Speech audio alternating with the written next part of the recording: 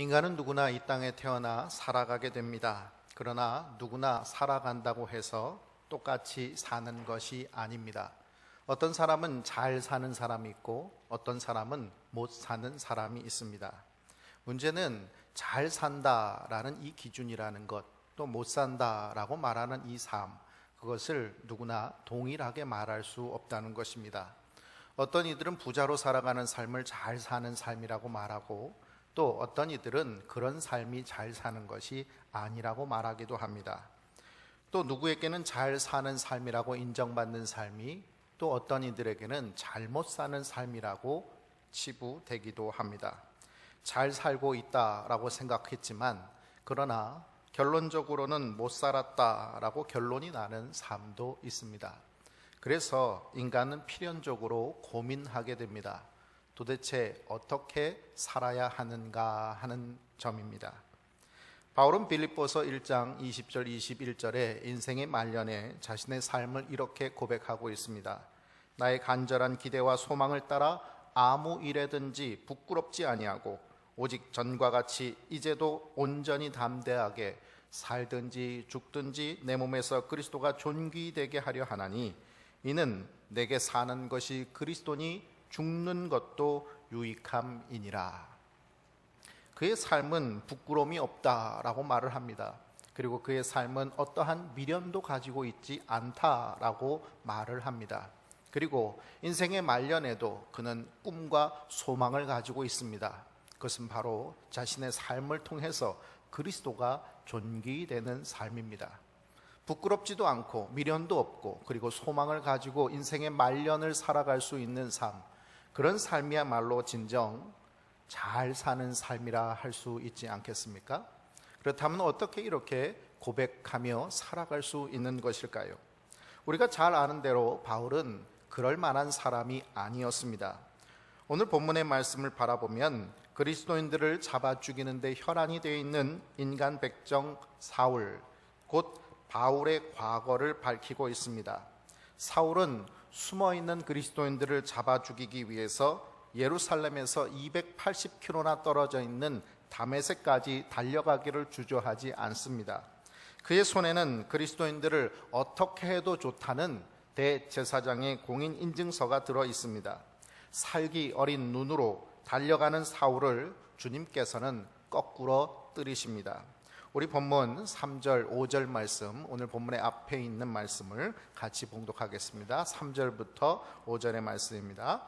사울이 길을 가다가 다메섹에 가까이 이르더니 호련히 하늘로부터 빛이 그를 둘러 비치는지라. 땅에 엎드러져 들음에 소리가 있어 이르시되 사울아 사울아 내가 어찌하여 나를 박해하느냐 하시거늘 대답하되 주여 누구시니까 이르시되 나는 내가 박해하는 예수라. 아멘. 우리는 여기서 먼저 목적한 다메섹에 거의 다다랐을 때에 주님께서 그를 거꾸로 때리셨다라는 점을 주목해 보아야 합니다. 빌립보서 3장 6절에는 그가 열심으로는 교회를 박해했다라고 자기 자신의 삶을 고백하고 있습니다. 이 말의 원어의 뜻은 열광적으로 또 물불을 가리지 않고 교회를 박해했다라는 것입니다. 무엇이 구별된 삶을 살아갔던 바리새인인 사울이 피비린내 나는 사람으로 살아가게 만들었을까요? 무엇이 성경만 연구하며 살았던 랍비 사울을 사람 잡는 백정이 되게 만들었을까요? 바로 자기가 생각하고 있는 신념, 그리고 자기가 목적하는 철학, 그것 때문이었습니다. 사울에게는 그 일이 옳은 일이었습니다. 율법을 지키는 일이었고 바로 이 일을 행하는 것이 하나님이 기뻐하시는 일이라고 확신했습니다. 이렇게 자기 지혜, 자기 목적으로 충만해 있는 사울을 주님께서는 그 목적을 성취하기까지 이제 눈앞에 목적을 성취할 수 있는 그 달성하는 시점이 보여지는 그때, 바로 그때 주님께서 거꾸로 때리셨다는 사실입니다. 주님의 빛은 사울을 두루 비춥니다. 영어 성경에는 갑자기 하늘로부터 내려온 섬광이 사울을 애워쌌다라고 말씀하고 있습니다. 주님은 사울을 넘어뜨리고 옴짝 못하게 빛으로 포위하십니다. 그리고 눈을 멀게 하십니다. 이제까지 자신이 보고 행하던 모든 것이 암흑으로 변하는 순간이었습니다. 우리에게는 이러한 일들이 하나님께서 사울을 바울되게 만드시는 놀라운 영적 체험이다, 이것이야말로 하나님의 은혜다라고 생각하지만, 그러나 사울에게는 사실 이것이 그리 감격적이거나 놀라운 일이라고 생각하지 못했을 것입니다. 오히려 그 일은 자기가 목적하는 길이 막히는 일이었고, 자기가 신념으로 갖고 있었던 것이 모두 다 꺾여버리는 그런 일이었습니다. 우리에게도 이렇게 기분 나쁜 일들이 벌어질 때가 있습니다.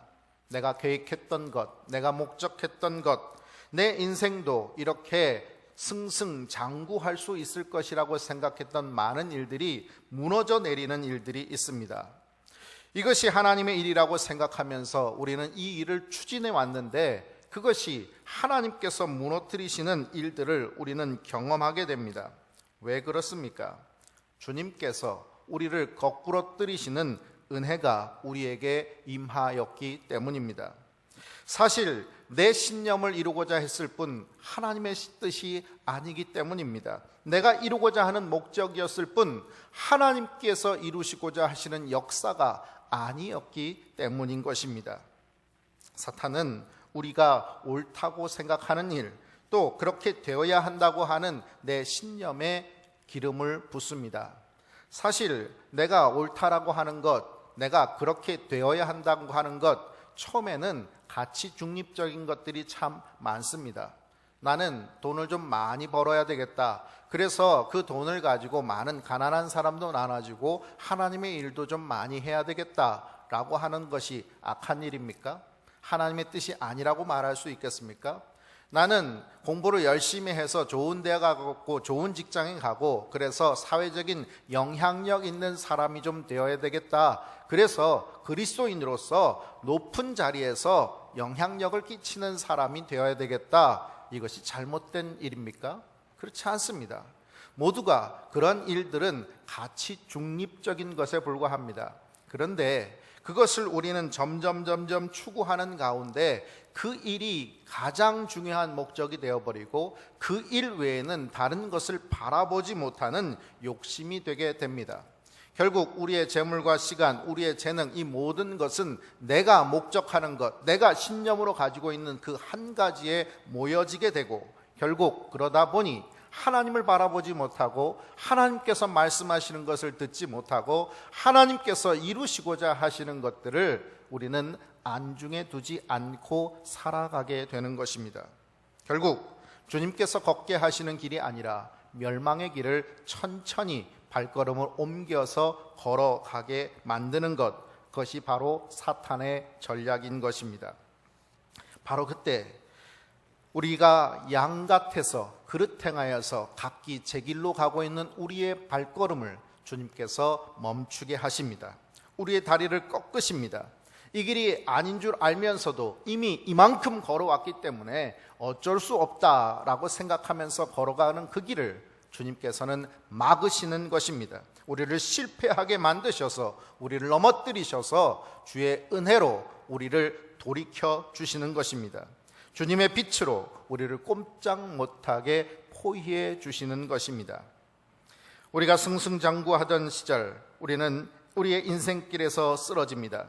신념을 가지고 집행하는 일에 좌절의 고통을 맛보게 됩니다.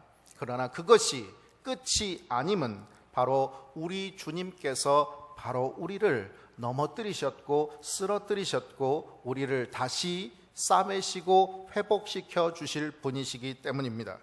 우리 주님은 우리를 역전시키는 분이신 줄 믿으시기 바랍니다. 우리가 오늘 쓰러졌다 해서 절망할 것이 아니라 왜 쓰러졌는가, 내가 이 쓰러지게 된 이유가 무엇인가 가만히 생각해 보면 하나님이 없고 나의 삶만이 있었을 뿐이라는 것을 우리는 알게 됩니다. 주님을 만나면 우리의 삶이 달라질 줄 믿습니다. 소망이 생기는 줄 믿습니다. 거꾸러뜨려지는 것, 이것이 바로 우리 주님께서 나를 새롭게 하시고자 하는 은혜의 시작이라는 것을 믿으시기 바랍니다. 교회 안에서 내적 치유가 유행하던 시절이 있었습니다. 그 이전에는 우리는 보통 어떤 문제가 생겼을 때 나 시험 들었어 라고 말을 했습니다. 나 시험 들었어 라고 말하면 사람들은 내가 기도해 줄게 라고 얘기하거나 또는 영적으로 싸워서 승리하라고 사람들은 이야기를 했습니다. 그런데 내적 치유라는 말이 교회 안으로 들어오면서 점점 사람들의 마음은 약해졌는지 이제는 나 상처받았어 라고 말하기 시작했습니다. 시험 들었어가 아니라 상처받았어 라고 말을 하니 이것은 영적 전투가 아니라 이제는 개인적인 내적인 문제로 생각되기 시작했습니다. 그러다 보니 그렇게 나 상처받았어 라고 말하는 사람을 위해서 해줄 수 있는 말이라고는 그저 격려하고 위로하는 그것밖에는 없었습니다. 시험 들었어 라고 할 때는 시험에 지지 말고 이기라고 그렇게 강력하게 선포해 줄 수 있었는데 상처받았어 라고 말을 하니까 이제는 그 사람에게 더 힘을 내라든지 영적으로 싸우라든지 라는 말을 할 수가 없는 상태가 되었습니다. 결국 그렇게 사람들에게 잘못을 지적하는 것도 사탕을 바르고 초콜릿을 입히고 따뜻한 말을 하는 것으로 점점 교회는 그렇게 포장하는 모습으로 바뀌어지게 되었습니다. 대부분의 사람들이 따뜻함을 원합니다. 그러나 따뜻한 상태에서는 아무런 자극도 일어날 수가 없습니다. 주님께서는 왜 차든지 덥든지 하라고 말씀하셨을까요? 그저 따뜻한 상태 안에 머물면 안주하면 어떠한 발전도 어떠한 변화도 일어날 수 없기 때문입니다. 주님께서 쓰러뜨리시는 이유가 무엇입니까? 거꾸로 뜨리시는 이유가 무엇 때문입니까? 그 자리에 있지 말라는 것입니다. 그렇게 살지 말라는 것입니다. 웅진그룹의 윤석금 회장은 긍정이 걸작을 만든다라는 책에서 이렇게 말합니다. 나는 늘 직원들에게 차갑지도 뜨겁지도 않은 따뜻한 상태에 놓여 있는 것을 경계하라고 강조합니다. 따뜻하다는 것은 편안하다는 뜻이요, 편안하다는 것은 현실에 안주하고 있음을 의미하기 때문입니다. 이가 시릴 정도의 차가운 물을 마시면 누구나 서둘러 물을 섞어야 되겠다고 생각합니다. 어떻게든 자극을 받아야 변화가 시작되는 것입니다. 변화는 늘 우리에게 고통스럽습니다. 익숙한 것들과의 결벌을 의미하고 세수를 담으려면 정들은 낡은 가죽 부대와의 이별을 해야만 하는 고통이 따릅니다. 굳어진 허리를 펴야 하는 고통이 따르기도 하고 또 그 고통이 싫어 잘못된 자세를 계속 유지하려고 한다면 뼈가 상하게 되는 문제가 발생됩니다. 나쁜 체질을 바꾸지 않는다면 곧 질병을 얻게 될 것입니다. 주님은 말씀하십니다. 계속 따뜻함을 추구하며 쇠락해 흔적 없이 사라질 것이냐? 아니면 계속 영적 죽음의 길을 달려가는 그 발걸음을 꺾부러뜨리는 주님의 은혜 속으로 들어가서 이제 돌이켜 주의 길을 걸을 것이냐? 나는 널 포기하지 않고 있다. 그래서 너를 거꾸로뜨리는 것이요 너의 발걸음을 옮기고자 하는 것이다 말씀하십니다. 이제 우리가 하나님 앞에 기도하며 나아갈 수 있기 원합니다. 내가 실패했다면, 내가 바라보는 내 목적, 내 신념이 꺾여졌다면 이제 주님, 내 신념, 내가 걸어가고자 하는 내 목적의 길이 우상의 길이 되어 성공하기보다는 주님 거꾸로 뜨리시는 실패를 소망합니다. 그래서 진정한 주 안에서의 승리하는 길, 주님 안에서 주님께 영광 돌리는 길을 걸어가는 감격을 맛보게 해 주시옵소서 기도하는 저와 여러분이 되시기를 주님의 이름으로 축원합니다. 주님을 만난 사울에게 일어난 변화는 무엇입니까? 그는 거꾸러지는 것에 머물지 않았습니다. 우리 9절 말씀을 같이 묵독하겠습니다. 사흘 동안 보지 못하고 먹지도 마시지도 아니하니라. 아멘. 사흘 동안 음식이 없거나 먹을 수 있는 상태가 되지 못했기 때문에 먹지도 마시지도 않았다는 것이 아닙니다. 사흘 동안 사울이 무엇을 했는지 성경은 기록하지 않습니다. 그러나 그 사울의 사흘 동안의 기간은 사울이라는 사람이 바울이 되게 되는 시간이었습니다. 그는 식음을 전폐했고 새로운 차원의 세계를 명상하고 사색했을 것입니다. 자신의 과거를 뒤돌아보면서 자기가 걸어왔던 길이 어떤 길이었는가라는 것을 생각하며 주 안에서 회개했을 것입니다.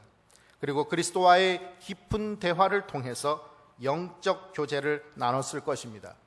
바로 그 시간이 이제까지 자신이 살아왔던 삶에 가지고 있었던 자부심이었던 그 성공의 삶이었던 그 모든 것을 배설물로 여길 수 있게 만들어 주었습니다. 바로 여기에 놀라운 은혜가 있습니다. 예수 믿는 사람 잡아 죽이던 사람이 열방에 그리스도의 복음을 전하는 사람으로 뒤집어진 것입니다. 이전에는 예수를 믿는 사람을 핍박했던 사람이 이제는 그 핍박을 당하는 사람으로서 돌에 맞고 대장 맞고 감옥에 갇히고 물에 빠지고 굶주리면서도 예수만을 위해서 사는 사람으로 탈바꿈되어졌다라는 것입니다. 사울이 자신의 목적과 명예를 쥐고 살아갈 때 자신의 신념과 자신의 영적인 삶이 하나님께 기쁨을 드리는 것이라고 착각하며 살아갈 때 하나님께서는 그를 거꾸로 들이셨습니다. 그러나 이제 이 모든 것은 다 배설물에 불과합니다 라고 고백하는 그 순간 이 배설물이라고 여겨졌던 모든 것이 주님을 위해 사용할 수 있는 초석이 되었다는 것을 우리는 바라보아야 합니다. 사울은 다소에서 헬라 문화를 배웠습니다. 예루살렘에서 유대 문화를 배웠습니다. 로마의 시민권을 가지고 있었습니다. 이것이 이방의 사도로 쓰여지게 되는 가장 놀라운 초석이 되었다는 사실입니다. 사울은 몰랐지만 교회를 박해함으로써 나 같은 죄인을 들어 쓰시는 주님 앞에 전적으로 헌신할 수 있게 된 것, 그것은 바로 하나님의 은혜였던 것입니다. 돌에 맞아 죽어간 스데반을 기억합니다. 수없이 잡아 감옥에 쳐넣었던 그리스도인들을 기억합니다.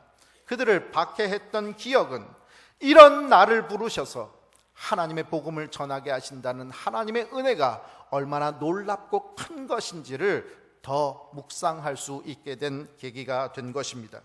그러기에 자기가 박해했던 그 고난의 크기 이상으로 받게 되는 자신의 고난을 다 감당할 수 있는 그릇이 된 것입니다.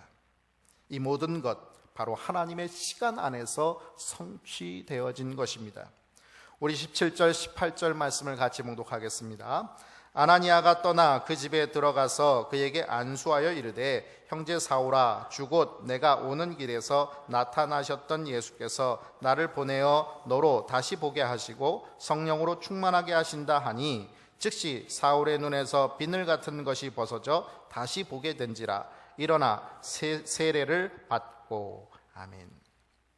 사울이 성령 충만했을 때, 즉 성령의 지배를 받게 되었을 때 그의 눈에 비늘 같은 것이 벗어지고 온전한 시력이 회복되었다라고 말씀하고 있습니다. 전에는 보이는 것을 보는 눈이었습니다. 그래서 스데반처럼 주의 영광의 빛을 바라보지는 못했습니다. 그런데 주님께서 거꾸로 들이시고 주님께서 그의 모든 삶을 지배하시는 성령의 충만한 삶이 되었을 때 그는 이전에 바라보던 것이 아니라 이제는 보지 못하던 것을 보게 되는 뒤집어진 신세계를 바라볼 수 있게 되었습니다. 오늘 우리도 주님께서 사용하신다면 내 삶의 모든 것을 거꾸로 들이실 때 기꺼이 거꾸러지는 저와 여러분이 되시기 바랍니다. 그러나 그런 거꾸러진 상태에만 머물러 있으려고 하지 마십시오. 주님은 우리를 실패시키는 것이 목적이 아닙니다. 우리를 거꾸로 들여서 고통 속에 집어넣으시는 것이 주님의 목적이 결코 아니시기 때문입니다. 그 실패의 자리, 고난의 자리에서 역사하시는 주님을 묵상하실 수 있기 바랍니다. 모든 것을 뒤집어 주셨다면, 거꾸로 때리셨다면 이 모든 것을 다시 뒤집어 주시는 주님의 은혜 속으로 우리는 들어가야만 하는 것입니다. 많은 신앙인들이 실패하는 이유가 무엇입니까? 바로 은혜 받은 그 자리에 머물러 있으려고 하기 때문입니다. 주님은 초막셋을 짓고 여기에 머물자라고 하는 사람의 이야기를 듣지 않으십니다. 그것이 최고의 목적이라고 말씀하고 있지 않으십니다. 주님은 은혜 속에 머무는 것이 아니라 그 은혜가 나로 흘러가는 삶을 살라고 우리에게 은혜를 베풀어 주신 것입니다. 바울은 바로 이러한 은혜를 22장, 사도행전 22장에도 또 26장에도 갈라디아서에도 기록하고 있습니다. 왜 그렇게 여러 번 이 이야기를 반복해서 이야기하고 있을까요? 왜 성경은 똑같은 사건을 두 번, 세 번 기록하고 있는 내용을 그렇게 다 적고 있는 것일까요? 바로 이 은혜 속에 머무는 삶이 아니라 이 은혜를 선포하는 삶으로, 이 은혜를 통해서 영적 영향력을 미치는 삶으로 살아가게 하셨다는 것을 말씀해 주시기 위해서인 것입니다. 누가복음 7장에는 한 바리새인이 예수님을 자기의 식탁으로 초대하는 말씀이 기록되어 있습니다. 예수님께서 그 집에 들어가셔서 함께 식사를 하고 있는 그때에 일대 소동이 벌어집니다. 왜냐하면 그 마을에 모든 사람들이 다 알고 있는 죄 많은 여인이 예수님께 나와서 눈물을 흘리면서 그 발을 적시고, 그리고 그 머리털로 그 발을 닦고, 그 발에 입을 맞추고 자기가 가지고 있는 값비싼 향유 옥합을 깨뜨려서 그 발에 부었기 때문입니다. 사람들은 무엇에 집중했을까요? 그 여인이 죄인이라는 것입니다. 저렇게 더럽고 추한 죄인이 어떻게 선지자에게 다가가서 저렇게 일을 벌이고 있는데 선지자라는 사람이 저것을 다 받아주고 있느냐 하는 데 집중했습니다. 그래서 이 집에 초대한 바리새인은, 예수를 청한 바리새인은 속으로 이렇게 생각합니다. 이 사람이 만일 선지자라면 자기를 만지는 이 여자가 누구며 어떠한 자, 곧 죄인인 줄을 알았으리라. 사람들이 주목하는 것은 죄인인데 어떻게 선지자랑 같이 할 수 있느냐라는 것입니다. 또 다른 사람들은 다른 것에 주목을 합니다. 야, 저게 얼마짜리냐 하는 것입니다. 그런데 그 속마음을 읽으신 주님께서는 너는 내 머리에 감람유도 붓지 아니하였으되 그는 향유를 내 발에 부었느니라 라고 말씀하시면서 그 여인의 죄를 사해 주시기까지 하십니다. 그런데 여러분, 누가복음에는 이 바리새인의 이름이 시몬이라고만 기록되어 있습니다. 그런데 이 사건과 똑같은 본문을 기록하고 있는 평행 본문인 마가복음 14장에는 그를 소개하기를 마가복음 14장 1절에 이렇게 말합니다. 예수께서 베다니 나병 환자 시몬의 집에 식사하실 때, 그는 나병 환자였다는 것입니다. 누가복음에서는 바리새인이라고 기록되어 있지만, 그러나 마가복음에서는 나병 환자였다는 그의 과거를 얘기하고 있습니다. 만일 지금 나병 환자였다면 사람들은 그를 마을에서 격리시켰을 것입니다. 그런데 사람들을 초청해서 잔치를 벌일 수 있을 정도라면 이 사람은 이미 나병에서 나은 은혜를 입은 사람입니다. 그 은혜 때문에 그는 바리새인이 됐는지도 모릅니다. 자신의 삶을 이제는 구별하여서 하나님 앞에 평생 이 은혜를 갚으며 살아가겠습니다 결단하며 거룩한 바리새인의 삶을 살려고 했을지 모릅니다. 그런데 문제는 그는 그 은혜를 받은 자로서 살고 있지 못하다는 것입니다. 그는 난치병인 나병에서 치유되는 은혜를 입었습니다. 그러나 시몬은 받은 은혜로 그의 삶을 하나님께로 향하는 뒤집혀진 삶을 살지 못했습니다. 그는 예수를 바라보면서 그리스도로 믿지 못했습니다. 주님께서 무엇 때문에 자기와 함께 하고 계시는지를 알지 못했습니다. 자기는 그저 거룩한 바리새인으로 살아가는 것, 이것이 자신의 삶의 모든 것이요, 율법을 지키며 사는 것, 그래서 더 정결해지는 것, 그래서 누군가를 무시하고 누군가를 짓밟고 누군가를 정죄하며 살아가더라도 나는 하나님의 말씀에 순종하며 사는 것이 자신의 삶의 목적이라고 생각했습니다. 그런데 주님께서는 한 여인의 눈물을 받아주십니다. 그리고 그의 머리털을 닦는 헌신을 다 맞아주십니다. 전부를 깨트리면서 주님 앞에 희생하는, 모두를 내어드리는 그녀의 삶을 바라보며 그녀가 나는 죄인이로소이다, 나를 용서하여 주시옵소서 단 한마디도 고백하지 않았지만 주님은 그녀의 죄를 용서해 주시고 계십니다. 왜 그렇습니까? 주님 앞으로 나올 수 있고 주님이 자기의 모든 행위를 받아주시고 주님께서 나와 동행해 주시는 분이시라는 사실을 믿고 있는 그 여인의 삶은 이미 주님의 은혜로 뒤집혀진 삶이었기 때문입니다. 이전에 그는 향유옥합을 모으기 위해, 그 돈을 모으기 위해 그는 돈을 위해서 죄를 짓는 여인이었습니다. 그러나 이제는 그 모든 것을 깨뜨려 버릴 수 있는, 주님을 위해서 돈 이런 것은 아무 가치 없고 오직 예수만 있으면 된다는 은혜로 뒤집혀진 삶을 살게 된 것입니다. 은혜 받은 나병 환자 시몬, 그는 바리새인은 되었지만 그리스도인은 되지 못했습니다. 그러나 동네 사람들이 손가락질을 하는 죄를 진 여인은 주님의 은혜 속에서 그의 삶을 뒤집습니다. 사랑하는 성도 여러분, 여러분은 지금까지 어떻게 살아오셨습니까? 잘 살아오셨습니까?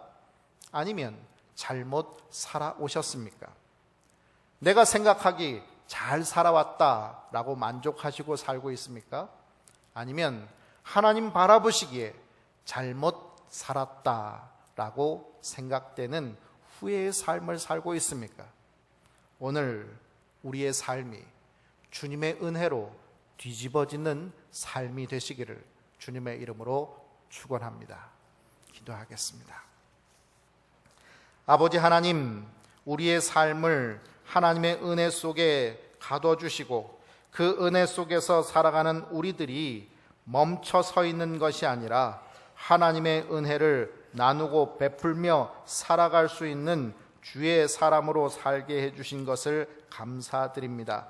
아버지 하나님, 우리가 거꾸로 엎드려지는 아픔을 아픔이라, 실패라, 멸망이라 생각지 않게 하여 주시고 우리 삶을 역전시켜 주시는 주님의 은혜 속으로 나아가 우리가 살아왔던 과거의 삶을 뒤집고 이제 하나님께서 베풀어 주신 은혜를 나누며 베풀며 사는 뒤집혀진 은혜의 삶을 살아가게 하여 주시옵소서.